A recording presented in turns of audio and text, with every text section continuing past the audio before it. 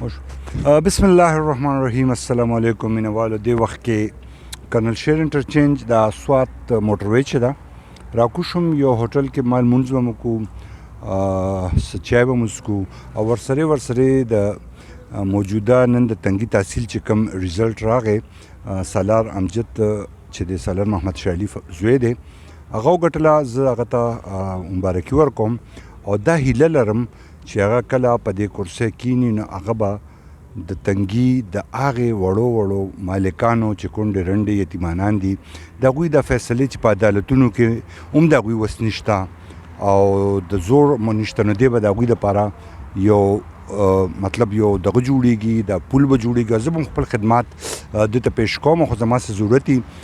سالار صاحب زما د اړخه یو ځل بیا تاسو ته مبارکي او په دې باندې به څوک خفه کېږي نه، ځکه چې عزت او ذلت الله سره دی. الله پاک یو عزت پټ کېدله ورکړو نو دی به اوس د هغې پوره خیال ساتي او انشاءالله تعالی دا سیټ په د نه صرف د ناظمۍ بلکې د ایم ان اے ایم پی اے دپاره هم داسې خلک رامخکې کېږي چې هغې کې د غریب درد وي په صحیح معنو کې.